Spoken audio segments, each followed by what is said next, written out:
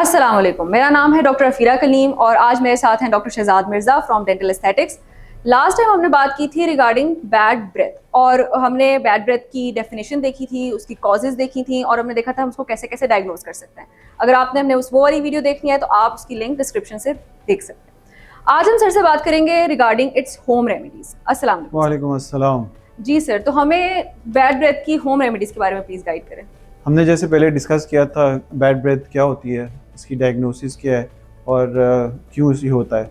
तो आज हम सबसे पहले स्टार्ट करते हैं होम रेमेडीज़ की। सो होम रेमेडीज़ में सबसे पहले इंपॉर्टेंट ये है कि आपकी ओरल हेल्थ। अगर आप अपनी ब्रशिंग, लेट्स से कि ब्रशिंग 2 दफ़ा कर रहे हैं और फ्लॉसिंग कर रहे हैं तो एक बहुत बड़ा ये होम रेमेडी है। सो अगर आप टूथपेस्ट, लेट्स से कि कोई भी टूथपेस्ट, हम बहुत से लोग पूछते हैं कौन सी toothpaste, any toothpaste. So oral health यानी आपकी ब्रशिंग और फ्लॉसिंग, ये सबसे बड़ी होम रेमेडी है। दूसरी है होम रेमेडी ये है कि बहुत से लोगों को ये ऑयल पुलिंग यानी कोकोनट ऑयल लेके तो वो अपने मुंह के अंदर स्विश करें तो उससे बहुत ज़्यादा जो है आपके ना एक तो आपके गम्स हेल्दी होते हैं और उससे आपकी बैड ब्रेथ को भी फ़ायदा होता है। तीसरा हमारा जो डाइटरी, स्पेशली जो हमारी दही का इस्तेमाल है, प्रोबायोटिक्स, अगर इसका ज़्यादा इस्तेमाल करें इससे भी आपकी होम रेमेडी है कि आपका बैड ब्रेथ में काफ़ी फ़र्क आता है। लेट्स से कि आप बहुत ज़्यादा पानी जो है वो कम पीते हैं, लेट्स से कि आप डिहाइड्रेटेड रहते हैं, स्पेशली रात को जब आप सोते हैं तो सारी रात आपका जो है ना मुंह के अंदर पानी की कमी की वजह से सुबह उठते हैं तो आपको ऐसी फाउल सी स्मेल आती है। उस फाउल स्मेल की वजह से अपनी बॉडी को हाइड्रेटेड यानी पानी का इस्तेमाल, जैसा कि हम हर एक कहते हैं कि अपनी जो बॉडी है उसके अंदर कम से कम 7 ग्लासेस पानी के जो है ना 7 ज़रूरी हैं। So keep your self hydrated, ये एक बहुत अच्छा तरीका है।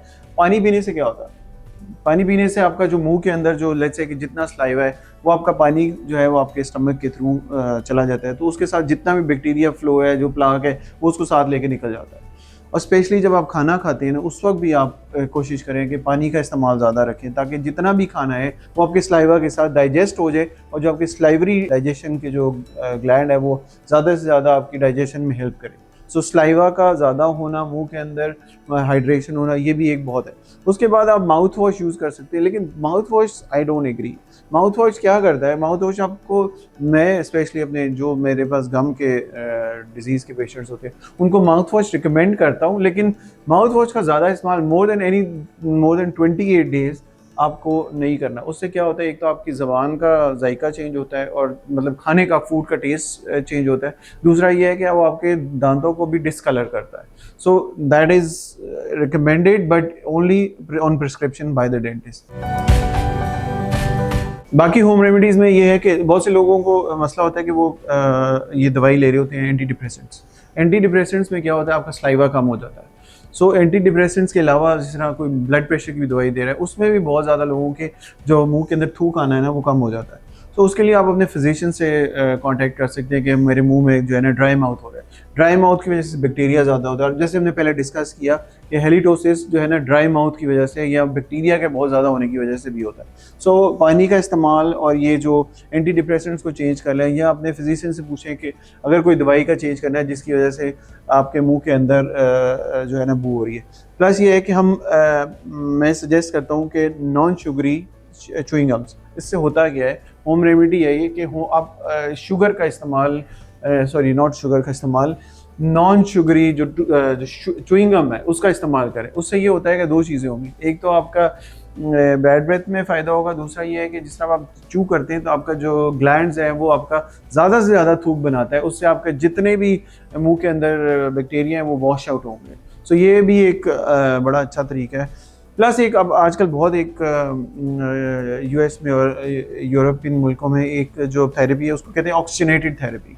उसके लिए पहले तो बहुत से लोगों ने फ्लोराइड के ऊपर माउथ वॉशेस बनाए। अब जो माउथ वॉशेस आ रहे हैं, स्पेशली एक कंपनी है इंग्लैंड में, अमेरिका में, वो माउथ वॉशेस बना रहे हैं जिसके अंदर ऑक्सीजनेशन थेरेपी होती है। Oxygenation is basically a procedure where आपके, जिस तरह हम हमारी हर बॉडी के हिस्से को जब ऑक्सीजन ज़्यादा से ज़्यादा मिलती है उसकी वजह से आपकी बॉडी के अंदर या मुंह के अंदर आपके जो बैक्टीरिया हैं वो अपने कंट्रोल में वापस आएंगे। जैसे हमने पहले भी बात की कि मुंह के अंदर बैक्टीरिया हमेशा होते हैं, बट उन बैक्टीरिया को एक कंट्रोल चाहिए, उनको एक अगर फेवरेबल एनवायरनमेंट तो वो ग्रो कर जाते हैं। सो ये ऑक्सीजनेशन एक ऐसा प्रोसेस है, इसमें हमारे पास जेल्स भी अवेलेबल हैं, माउथ वॉशेस भी हैं, इसकी टूथपेस्टेस भी हैं, जिससे आपके मुंह के अंदर ऑक्सीजनेशन होती है। ऑक्सीजनेशन से ही आपका बैक्टीरिया कंट्रोल में होता है और ये हेल्प करता है आपके मसूड़ों को भी, आपके दांतों को भी, और आपकी जो बैड ब्रेथ है वो कंट्रोल होती है। It's a very good home remedy.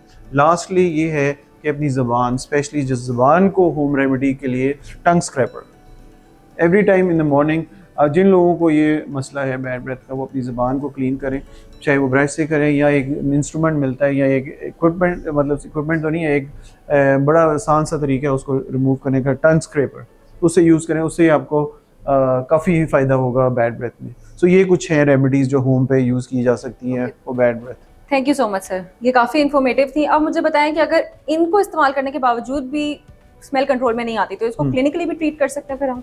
Clinically तो देयर इज़ डेफिनेटली, अगर आपको होम रेमेडी से फ़ायदा नहीं हो रहा, अगर आपको होम रेमेडीज़ का कोई मतलब लेट्स से कि बहुत से लोगों को फ़ायदा हो जाता है, कुछ लोगों को नहीं होता, जैसे कि मैंने बताया कि अगर तो ये क्रॉनिक इशू है, यानी bad breath is a chronic issue, halitosis is a chronic issue, malodour is a chronic issue, उसको ट्रीट करने के लिए you have to visit the dentist. और डेंटिस्ट ने जब आपको देखना है तो वो डायग्नोज करेगा। अच्छा, इसमें बहुत से मसाइल ये भी हैं कि डेंटिस्ट डायग्नोज ही नहीं कर पाते, तो वो सिर्फ स्केलिंग एक प्रोसीजर बता देते हैं कि आई मीन आप किसी के पास भी जाएंगे तो universally accepted phenomena of bad breath scaling है।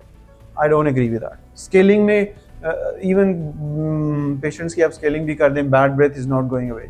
That is not the right answer. The answer is to find out के what is the reason behind bad breath. As a clinician, as a dentist, as a oral health service provider, I should be able to diagnose halitosis और उसको फिर उसका उस हिसाब से treatment करते हैं। और उसका एक ट्रीटमेंट नहीं, उसके अंदर आपने पहले सबसे पहले डायग्नोज करना है कि ये किस वजह से आ रहा है, जैसा कि we discussed in the previous video about bacteria. So we have to get rid of all that bad bacteria which is causing that bad breath। आपको पता है कि जो मुंह के अंदर का बैक्टीरिया है, that is the most resistant bacteria। अगर वो रेजिस्टेंस अगर डेवलप कर ले तो उसको मारना सबसे मुश्किल काम है।